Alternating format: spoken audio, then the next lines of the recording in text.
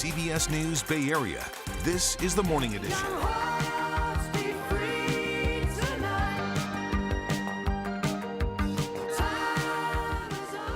Hey, good morning, Bay Area. Happy Tuesday to you. I forget how many Rod Stewart songs I know and love. This is Young Turks. He was honored with the Lifetime Achievement Award at the American Music Awards last night. So congratulations to him, and ending the performance with a great song, too, Forever Young. Forever Young. All right.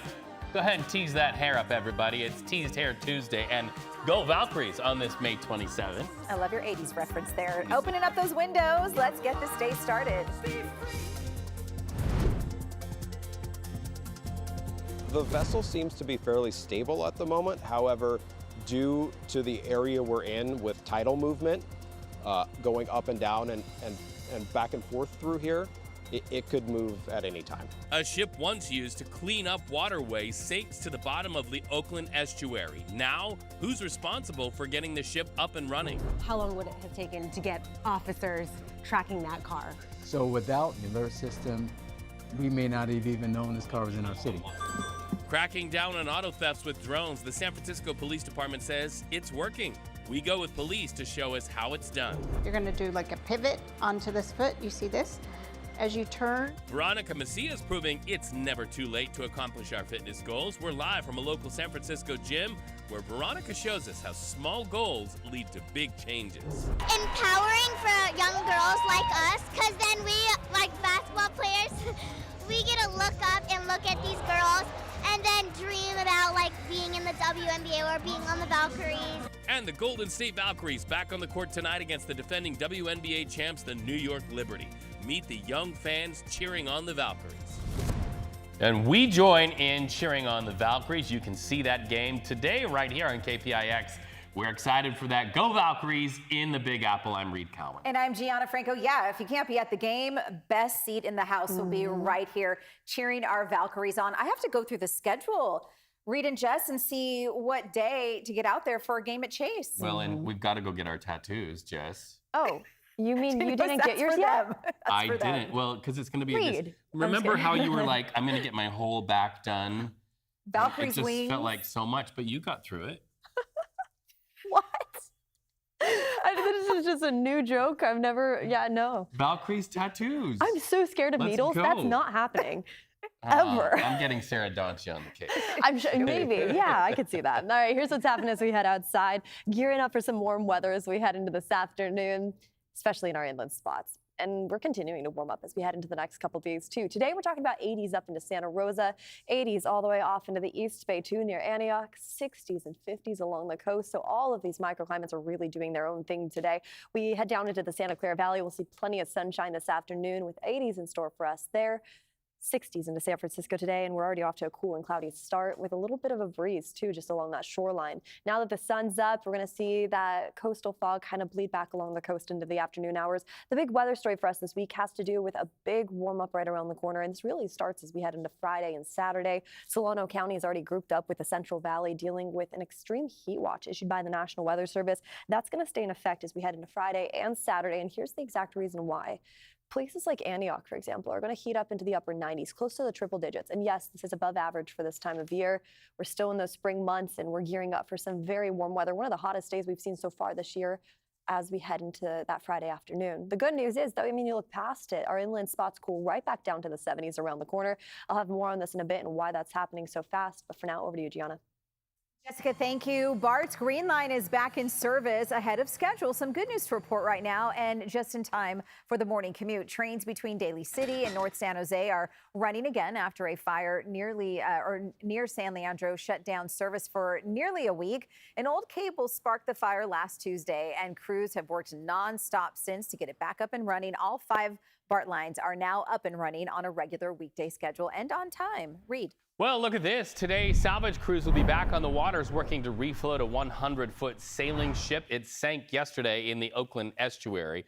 Top concern out there is containing 400 gallons of diesel fuel that might still be on board. The ship was a research vessel called the KC, run by the environmental nonprofit Ocean Voyages Institute that's known for cleaning up debris. In fact, it once sailed to a huge mass of floating plastic in the ocean called the Great Pacific Garbage Patch to go out and collect data. Well, fast forward to today, and you see the mast crooked there. Alameda fire officials say the ship was submerged up to its deck when they arrived on scene Sunday evening. Local Zoe Corsi watched it for years, said she saw this coming. It's been there about 5 years. It's a steel-hulled boat, the kind you could take around the world, but it's been sitting there for 5 years. And you don't think it's ever moved? It has not moved in 5 years. My partner says they're never going to move that thing. It's going to sink someday, and here we are.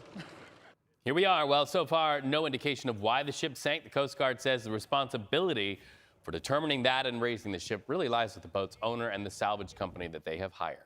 Let's go to Solano County now. CAL FIRE just confirmed a wildfire near Vacaville is 100% contained. The cherry fire sparked around 1 in the afternoon near Interstate 80 yesterday. It burned nearly 52 acres. No reports of any injuries or damage to any of the buildings out there. Score 1 for firefighters. A landmark San Francisco business is set to close in Japantown today, marking the end of decades as a community staple. After almost 4 decades, Japan Video and Media shutting its doors. That store is known as a treasure trove of Korean and Japanese video and even a large collection of anime, merchandise, and collectibles. The owner says just time to retire. Longtime customers say they understand that need to retire, to go have a life, but they still feel the loss. This was like a way for me to access a lot of Japanese media when it wasn't easily accessible. Yeah, customers like that person say that Japan Video is a San Francisco legacy business, and they feel sad because they loved it because it promoted Japanese culture. Gianna? Well, Reed, communities all across the Bay Area took a moment for Memorial Day to honor those who made the ultimate sacrifice for our country. In San Jose, veterans and lawmakers were part of the big crowd gathering for an emotional day at Oak Hill Memorial Park. The event featured vintage military vehicles, music, and a wreath-laying ceremony in honor of fallen military members. And a large crowd also came out to the Golden Gate National Cemetery in San Bruno. The ceremony featured the San Andreas Brass Band and military members from the Bay Area who reflected on the importance of Memorial Day. You can see all our Memorial Day coverage in the Bay Area on our website, KPIX.com, and the CBS News app. Big week for the Golden State Valkyries. Right now, they're over on the East Coast for a couple of games defending their own work and legacy by playing WNBA champs, the New York Liberty. Yeah, and Reed, this is especially an especially personal game for Kayla Thornton. She was part of the Liberty's championship team last fall and will receive her ring before the game. I'm excited. I don't know what type of feelings I'm going to have when I walk over there, but it's going to be great to, to get my ring, but then also then it's time to, put on a show. Have you seen the ring? No, I haven't. No. So I can't even be on social media because they're going to get their rings first, so I'm gonna wait. And be surprised when it happens. That's so cool. You can catch all the action on KPIX starting at 3:30 this afternoon. Yeah, just go get the ring, put it on, turn it around, thump them. Thump the New Yorks. The Valkyries are not home, but they're going to have the support of thousands of young ladies and young men alike cheering them on, including countless young girls. Kelsey Thorne spoke to some of them. They say they are already excited about the future. Among the 18,000 plus fans packed into Chase Center for the Valkyries home games are countless young girls seeing for the first time in person where this sport can take them. I've been waiting for a WNBA team in the Bay for a long time. Gabriella Gibson, Chloe and Stella Franco, and Eliana Ziegler are all players for the Lady Legends, an AAU basketball program based in Concord. I've always wanted to play basketball, but I never thought that I would be good at it, but I am good at it. The girls, like so many their age, are obsessed with basketball. They watch all the games they can at all levels, both men's and women's. But they say there's something about seeing professional women out on the court that feels just that much more special. I grew up watching the Warriors play Oracle Arena, and I think it's really cool that there's girls this could be us or one of our friends out here on the court playing for our home team. I just think that's really cool. We caught up with the girls at their first ever Valkyries game. It's a moment Stella Franco told us she'll never forget. This is very empowering for young girls like us, because then we, basketball players, we get to look up and look at these girls the WNBA or being on the Valkyries. These girls are among the first generation of girls in the Bay who will be able to say they grew up watching their hometown WNBA team. It's something they know they're fortunate to have. I don't know, it's very exciting because even though we're still young, we still get this opportunity to come here. Not a lot of people got that at all. The girls are also lucky because their lady legends share similar colors to the Valkyries. They were all repping their team at this game and told me they cannot wait to do so at so many more Valkyries games both this season and for years to come. Hey, let's go, Lady Legends! Oh, they're so excited. They're pumped. I love the dance moves, too, she was doing there. Yep, they're ready for it. She's got it. Cute. And we know that the Valkyries have posted on their social media. They are already practicing. They have their head in the game this morning. And we just say, now you just got to go deliver. Go win. And they know how to do it. We saw that in their last game. All right, well, you can watch it happen. The Valkyries take on the New York Liberty today on KPIX. Pre-game coverage starts at 3:30. And then on Thursday, the Valkyries and the Liberty, they'll run it back. Our coverage starts on KPIX again at 3:30 p.m. I love how you say it. They'll run it back. Yep. Still ahead, President Donald Trump targeting Harvard University once again. What is it this time, and how could it mean that Harvard could lose hundreds of millions of dollars in federal contracts? And then it's never too late to go back to Veronica Macias, who is getting her steps in. She's getting her lift on. She's showing us all how to do it. Veronica, don't let go. Good morning. I won't. I've got a good handle on this. We are running straight ahead here at Eating Fitness Studio, continuing the workout, burning some calories this morning. And coming up, I'm going to tell you how many pounds I've lost already in 1 month.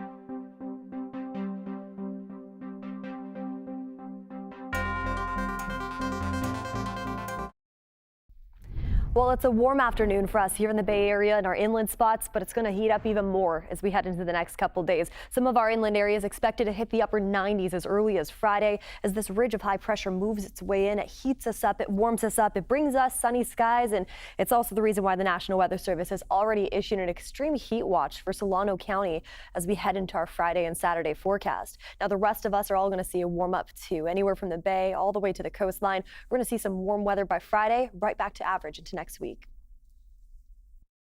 Well, thanks for joining us this Tuesday. I'm Ann Magovic, and the ski season is wrapping up in the Sierra. Palisades Tahoe was packed with skiers and snowboarders for the holiday weekend, marking the end of ski season there. Skiers like Danny Day say they got a taste of both winter and summer. Because you can go skiing in the morning till 1 or 2, and then you can go to the beach in Tahoe. The resort says it got more than 32 feet of snow this winter season. Big task ahead for salvage crews as they try to figure out how to remove a boat that sank in the Oakland estuary. The masted sailing ship began taking on water Sunday night and then slowly started sinking, the site attracting big crowds to the marina. That ship is owned by a conservation group, and it was docked behind the Nob Hill Foods grocery store in Alameda. As John Ramos shows us, the concern now is about the more than 400 gallons of diesel fuel still underwater. The irony is that this boat was purchased to be part of an ocean cleanup project. Now it's presenting a cleanup problem of its own.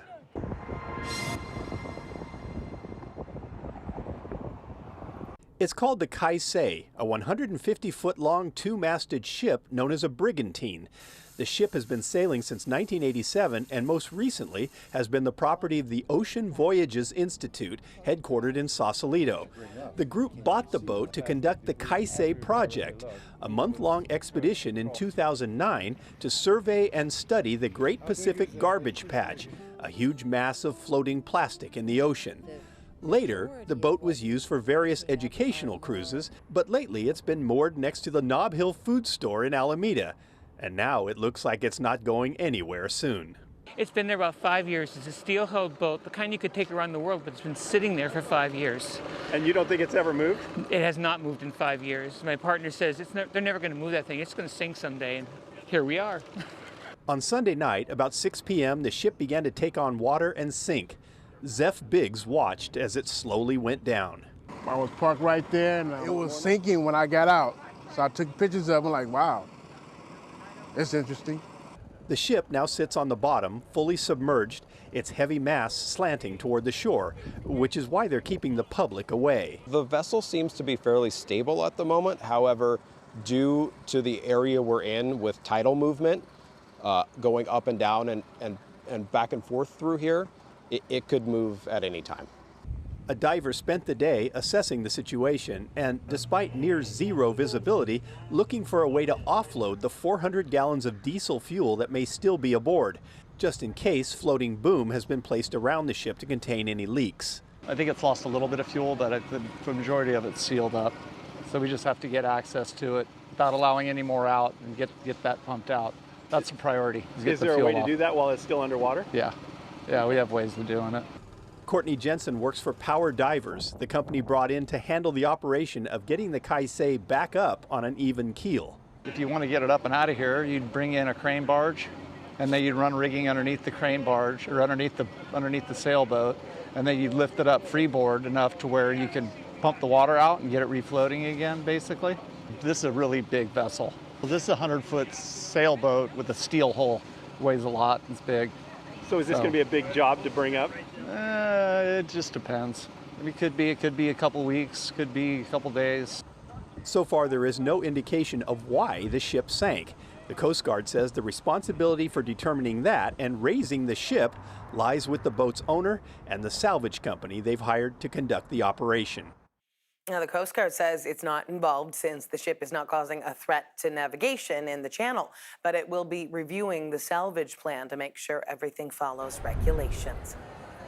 A longtime San Francisco business getting ready to close its doors for good. Japan Media and Video has been around for more than 40 years. 37 of those have been at the Japan Center Mall. But today is its last day. Our Amanda Harry spoke with people about the loss of a business that has been a staple for so many years. In a corner of the Japan Center Mall, Japan Video and Media has found a home for decades. I used to come here all the time as a kid, and I'm like 34 now. Miguel Tanato says he never expected to walk by and see a large sign with red letters spelling out closing sale. Realizing that it was closing, I was like, oh, I should take at least one last look around. As he looked through the shelves one last time, he remembered how significant it was to have exposure to these types of films in the 90s and early 2000s as an Asian kid growing up in San Francisco. This was like a way for me to access a lot of Japanese media when it wasn't easily accessible. He went to Sacred Heart Cathedral Preparatory School, less than a half-mile away. He would often walk to the mall and browse the store after school. The stores that I grew up with, I grew up frequenting and getting to know the owners and everything, they're going away and things are changing. I mean, change is neither good nor bad, but it is what it is. The owner, Takshio Nishi, didn't want to speak on camera, but said the store is closing because he's retiring. While the employees understand the decision, they're still feeling the loss. I feel trying not to cry, to be honest. It's a lot of memories. Maria Suabe has worked here for 25 years. She spent the last few days saying goodbye to customers. Coming from Los Angeles, New York. Today there was an anime convention on San Jose. They're coming all the way from San Jose to here just to support. Japan Video is a San Francisco legacy business. In its application, it stated the goal was to open a store that introduces and promotes Japanese culture. She says it's done that well. As a bridge between the two countries. What is it going to take to fill this void? Is it even possible? I don't think so. Tanato says he's disappointed to see the shop go, but still optimistic about the future of the area. I'm kind of excited for what is to come with, you know, the revitalization of Japantown, but at the same time I'm kind of sad to see one of the last remnants of old Japantown go. And at the same time, another family legacy in San Francisco is celebrating a century in business. Soku Hardware has been a cornerstone of Japantown for 100 years. The shelves are filled with hardware, history, and family pride. Owned by third-generation proprietor Philip Ashizawa, the business has withstood decades of change from wartime internment to urban redevelopment. It remains a cultural treasure in the community. Despite segregation, prejudice, and the concentration camp, and still here in the physical Japantown community of today in San Francisco, you have this historical community. You can watch the full story on Soku Hardware on our website, KPIX.com. Still ahead, a prestigious Bay Area engineering school celebrates 100 years, and a lot of things have been invented there over that century. We're going to talk to students about what they are cooking up for the future and how they're hoping to create a functioning human heart using a 3D printer. Oh my God, we're breaking new frontiers. We're at the edge of science where it's no longer we're pulling ideas from science fiction, you know.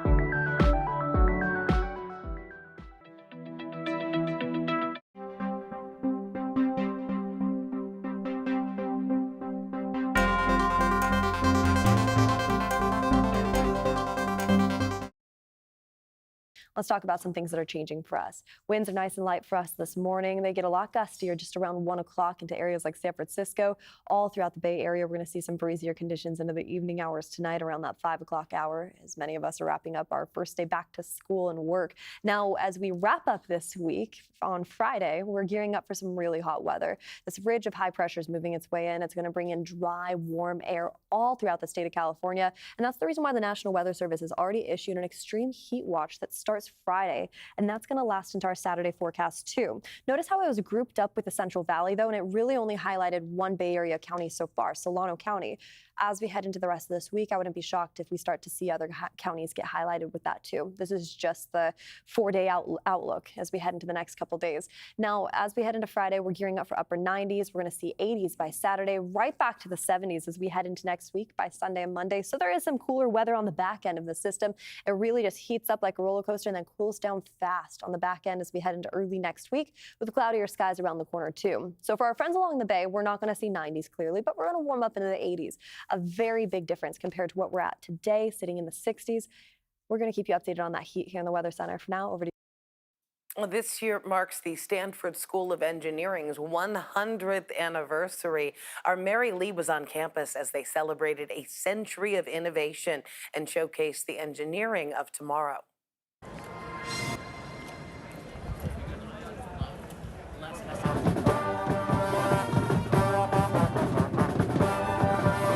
Physical models that we can make can go down to 60 micron inner diameter. Soham Sinha is a bioengineering PhD student here at Stanford. He's working on something so science fiction, you would think it was out of a movie, to 3D print a fully functioning human heart. When you're doing something first of its kind, it's always like, oh my God, we're breaking new frontiers. We're at the edge of science where it's no longer we're pulling ideas from science fiction, you know. Stuff that we only seen about in the movies, and suddenly like I'm right here like, hey, we are making the science fiction a reality. This research is in bioengineering associate professor Mark Schuyler Scott's lab at Stanford. Under his leadership, his researchers are working to 3D bioprint a human heart with a fully functioning blood network to keep that heart alive. He shared his inspiration for this revolutionary work. Pretty early on, I found a way to make blood vessels in tissue. And it was when I was able to keep thick slabs of tissue, not like a thin film of cells at the bottom of a dish, but a good chunky slab of human cells. When you can put blood vessels into that, you can keep it fed and alive. That's when I realized, wow, like this is something that has been missing in tissue engineering for decades. This is something that can allow us to think big and, you know, focus on really hard problems. They're paving the future. Jennifer Whittam, Dean of the School of Engineering, says she's lucky to oversee the program during this important milestone. It's incredible. I've been learning a lot about the history of Stanford engineering, and decade by decade, there's just so much science, discovery, innovation, inventions that have been going on for 100 years, and at least 100 more coming. The future is bright for Stanford and students like Soham. I'm a very passionate individual, and I really like working on projects that really speak to me. So this is really, all of the 3D printing that we're doing it's really a passion project. Like, I feel like I'm not just doing the PhD just because of PhD, it's because I really want to do this. It's this passion that Soham and many engineers here share. A passion to make breakthroughs unlike anything we've seen before, to improve our lives in ways we never thought possible through engineering of the future. Pretty amazing. The founders of Hewlett-Packard met as Stanford engineering students, and the university's engineering graduate students created companies like Yahoo, Google, and NVIDIA. Today marks 88 years since the Golden Gate Bridge opened to pedestrians for the very first time. Let's take you back to 1937. Leaders using a torch to cut a silver chain and mark the opening. The first day was actually reserved for pedestrians. It wasn't until a day later that cars could cross it. And did you know when it opened, there was actually a toll for pedestrians? That wasn't eliminated until 1970. As we know, the bridge has become a timeless symbol of the Bay Area, operating as a key thoroughfare to and from the North Bay, and also quite a tourist attraction. More than 2 billion vehicles have crossed the bridge since opening. Coming up in our next half hour here on CBS News Bay Area, bringing... Without the alert system, we may not have even known this car was in our city. We are going to show you how police are using drones to target car thieves across the city. Plus, we remember the brave World War II sailors who were convicted of mutiny following disaster. Their long fight for equality that continues today.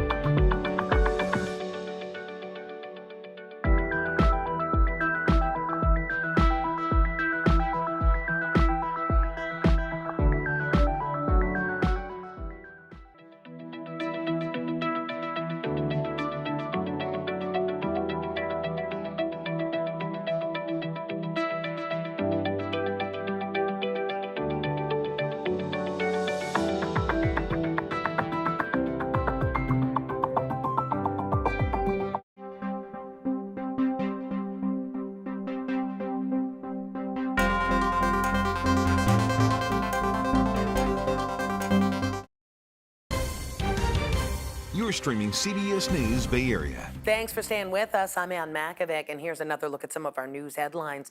Looks like emergency workers will avoid the budget axe in San Francisco. Despite a more than $800 million budget shortfall, Mayor Daniel Laureate says the city will not cut funding for police officers, prosecutors, or firefighters. The mayor's office says public safety departments are exempt from the city's 15% budget cuts across the board. Mayor Laureate needs to submit his budget by June 1st. NPR taking the Trump administration to court. They say the president's executive order to cut federal funding to the news organization and PBS is illegal. They argue the order violates the First Amendment. President Trump accuses NPR of being biased against conservatives. Golden State Valkyries making their KPIX debut today. They are on the road taking on the defending WNBA champs, the New York Liberty. The game tips off at 4 p.m. and you can catch that and our pregame coverage on KPIX and streaming right here on CBS News Bay Area. Now let's get another check on our first alert forecast with meteorologist Jessica Birch. It's a warm afternoon for many of us in our inland spots with daytime highs today topping off in the upper 80s in areas like Antioch, low 80s all the way up into Santa Rosa, and we actually have some low 80s into the Santa Clara Valley today with 60s and 50s along the coast. This is the time of year where we really start seeing all of our microclimates doing their own thing. And that's the case for us as we head into the afternoon hours today, with sunnier skies expected in our inland areas and some breezy conditions widespread throughout the bay as we head into this afternoon. I mean, we advance the clock all the way to around 1 o'clock, already up to around a 15 to 20 mile per hour wind gust just along that shoreline, getting a little bit breezier as we head into the evening hours tonight in areas like San Francisco, topping off closer to around 25 mile per hour winds. Now, as we head into the next couple days, the big weather story has nothing to do with the winds. It has all to do with the temperatures. High pressure is ridging its way in. It's going to warm us up. It dries us up. Solano County is already grouped up with the Central Valley right now, dealing with an extreme heat watch issued by the National Weather Service as we head into our Friday and Saturday forecast. I want to show you the numbers, though, because it is going to be a very impressive change right around the corner as we head into Friday. We jump from the 80s and 70s where we're at right now all the way into the upper 90s, close to the triple digits. So this is going to be one of the hottest days we've seen so far this year. And that lands as we head into this weekend's forecast. The good news is, though, once we head into Sunday, so we're skipping Saturday, of course, still a warm one there, but by Sunday heading into next Monday, we're right back to average conditions all throughout our inland spots, including wine country, the East Bay, and all the way into the Santa Clara Valley. Now, for our friends along the bay, closer to San Francisco and Oakland, we're also noticing that warm up too, but it's a little bit different. I mean, we're talking about 60s today and tomorrow, warming up into the 70s by Thursday. We're topping off in the 80s by Friday, so a little bit more mild there, and then right back to average conditions into next week. Part of the crime crackdown in San Francisco includes the use of drones. About 1,700 police departments nationwide use drones for search and rescue, traffic control, and crime scene work. In San Francisco, police say drones are key to cracking down on auto thefts. Jolene Kent takes a closer look at the Bay Area's newest eyes in the sky. With a drone flying over 200 feet in the air, San Francisco Police Chief Bill Scott and his team are tracking this stolen white truck, reported missing a few hours earlier. How long would it have taken to get officers tracking that car? So without the alert system, we may not have even known this car was in our city. It's an alert system the city is piloting that begins with a web of automatic license plate readers and cameras positioned at intersections around San Francisco. I'm gonna follow this all the way down to the park. As the stolen truck drove by one of them, an alert popped up on screens here in the real-time investigation center. You've gone from this giant helipad to this. Yeah, I mean, drone evolution. And this is how they're evolving. When the police department received that alert, a drone was immediately dispatched from their roof to follow the truck, transmitting high-definition video without the suspect's knowledge, so officers apprehending him could make a plan. When we are able to effectively arrest the people that are causing this type of crime, this type of harm, it goes a long way. In this case, the thief surrendered, was arrested, and the truck was returned to its owner. And despite a shortage of 500 officers, Chief Scott says thanks to this new technology, they're seeing results. Auto theft declined 41% in San Francisco in the last year.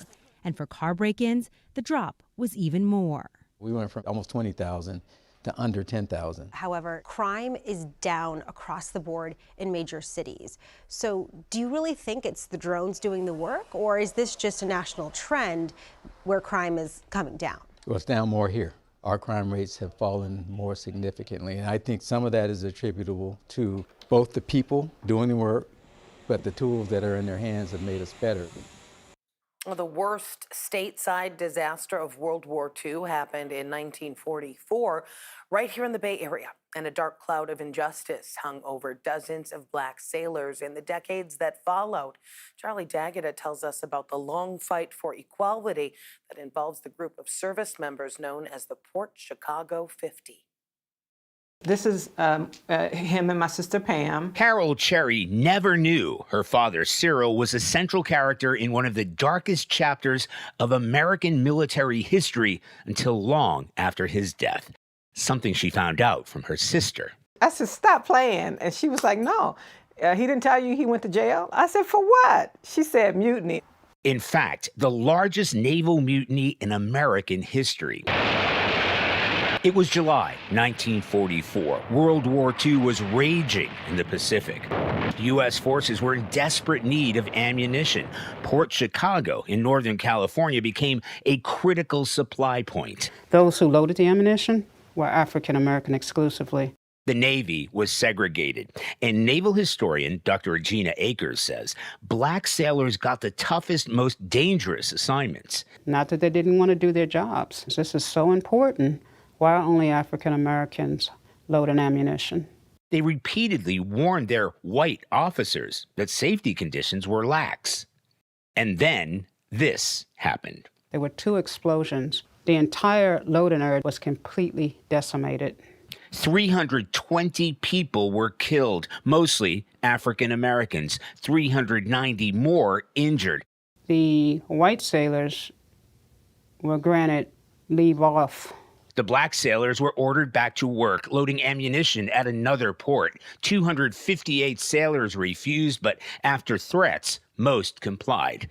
But 50 men stood their ground. They became known as the Port Chicago 50. They were charged and convicted of mutiny in a mass summary court-martial, sentenced to hard labor, including Carol Cherry's father, Cyril Shepard, sentenced to prison for almost 2 years at the age of 20. He didn't have a blemish on his record until this happened. 80 years later, Carlos Del Toro, who was Secretary of the U.S. Navy at the time, exonerated the black sailors. They took the right course of action by denying to go back to work under similar circumstances. Yet they lived and died with this dark cloud. And that's the unfortunate part about this. And I pray that an exoneration will bring peace to their souls and bring peace to their family members. In July, Carol Cherry was presented with a flag at a memorial ceremony at Port Chicago. I am so proud of that flag. It now sits on her shelf, a shrine to her father. And I thank my pop for what he did. I'm so proud of him, and I'm so happy for where we are at this moment. I wish he was here to see it. And wishes she could tell him justice was finally done.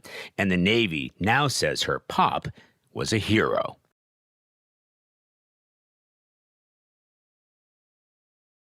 More stories like this. Check out our special Port Chicago Justice at Last. We went in depth into that whole situation. Search that on our YouTube channel or our website, kpix.com. Southwest Airlines preparing for a big change tomorrow. The airline is ending its longtime policy of allowing 2 free checked bags and will begin charging fees like other major carriers. Southwest says the first checked bag is going to cost $35 and $45 for the second. If you're traveling soon, you're going to need to book your trip today to keep those free bags no matter your travel day. Some loyalty customers have exemptions to the new rule. Coming up next, we are going to introduce you to Jenny Lim, San Francisco's first Chinese-American poet laureate, how she is speaking truth and culture through spoken word. To smash the window of despair, to fly through the looking glass air with wings spread wide, proclaiming, I am American. In the Bay Area, a new WNBA franchise is taking flight. Catch this first-in-a-lifetime inaugural season as the Golden State Valkyries play live on KPIX and PIX+.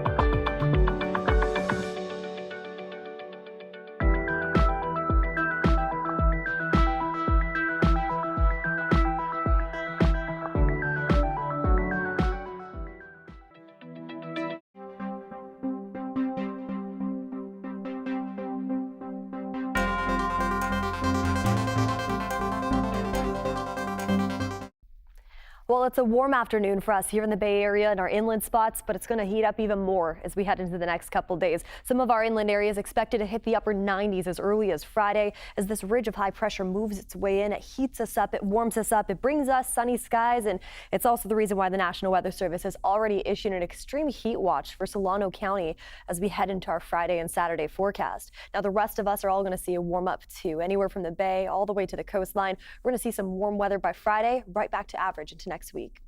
As we continue to celebrate Asian American and Pacific Islander Heritage Month, we're recognizing San Francisco's first Chinese American poet laureate. Jenny Lim is the city's 9th poet laureate in 27 years. Our Sharon Chin looks at how she is keeping Asian American history alive.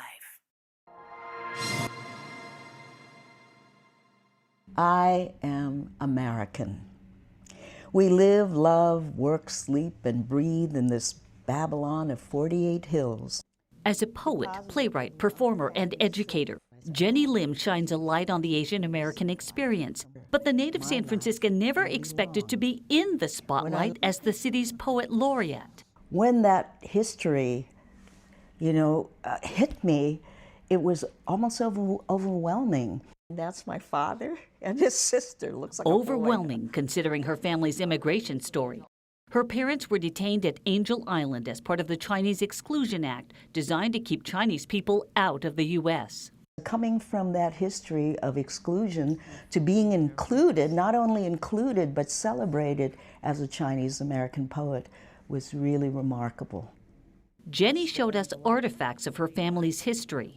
You didn't say anything about the 534 Washington Street yesterday. I wasn't asked. Like transcripts of the detainees' interrogation at Angel Island. Pass and you're in, fail and get shipped out.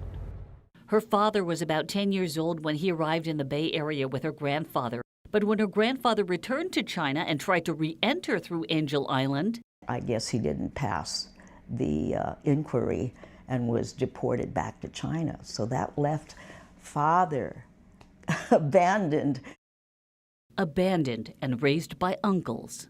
He never talks about that episode in his life because I think it was very traumatic for him. But Jenny, who grew up in North Beach and Chinatown, has helped make sure we hear other stories in their own words. When Chinese poetry was discovered written and carved into Angel Island's barrack walls in the 1970s, Jenny helped translate some of the 100 detainees' poems into English and shared them in a book she co-authored. I realized these are the first poems written by Chinese in America. The pages give voice to the immigrants' pain and perseverance. How can I gain relief from these oppressive laws? I await the time of our victory, for then we can be free. Congratulations. Today, Jenny is celebrating the freedom and power of words. In her 3-year term as poet laureate, she plans to rotate poetry festivals into underrepresented neighborhoods and launch a new youth poet laureate program. I would love literature and poetry to become an everyday, beloved activity.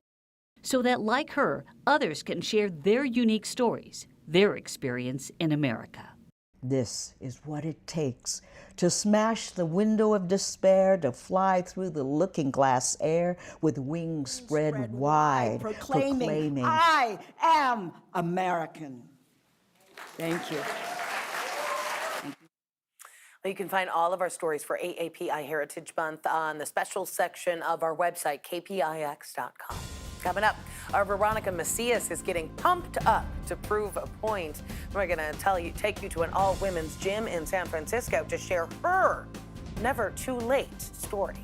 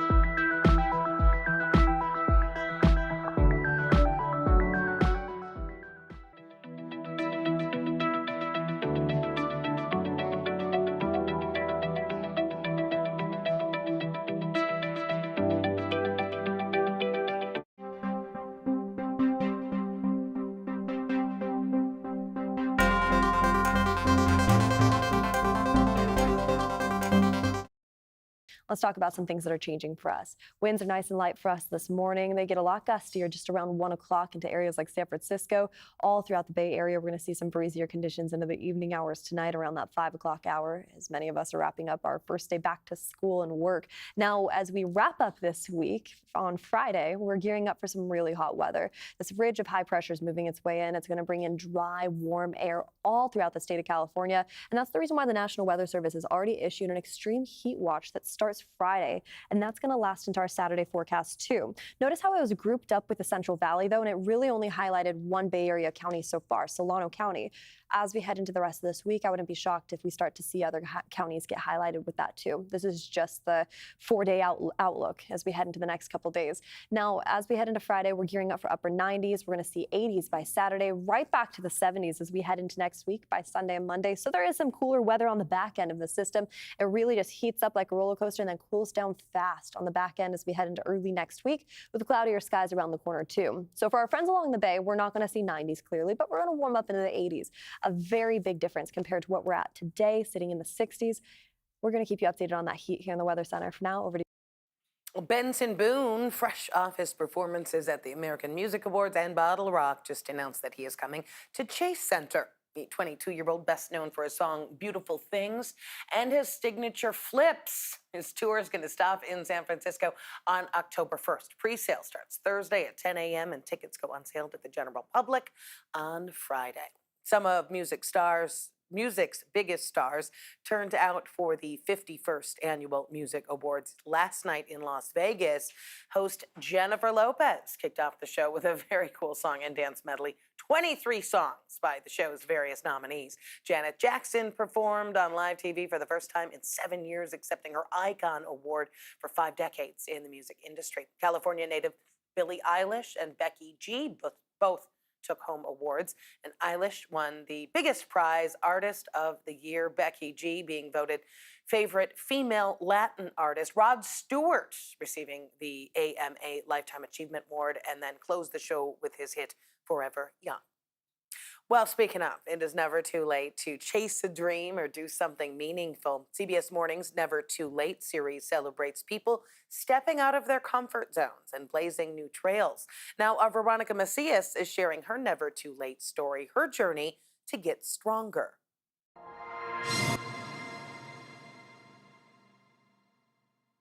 Ten seconds. Now that I'm in my 40s, I'm making a big effort to hit the gym.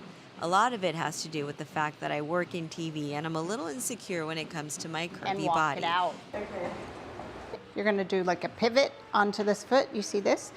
As you turn. With my metabolism appearing to slow down, my eating habits and my dinner dates helped me reach a new number on the scale. After doing a story on an all-women's gym, I didn't just want to shed pounds, I wanted to get strong. I want my golden years to be just that, golden. And from what I saw at Eden's Fitness in Lower Pacific Heights, it's never too late to strength train. There's proof of it here. Never too late. For example, I have a client right now that is 84, possibly 85, who's doing great. I have another client that is in her 70s, and she's able to do a over 2-minute plank with ease. So it's never too late to get strong. Build muscle, maintain our muscle mass, and keep our bones strong, maintain flexibility as well. I met Jasmine and it was kismet. Keep your core tight, full extension. She has completely changed my life. Jean at 74, I know, she says she can't believe it either, has made a complete transformation.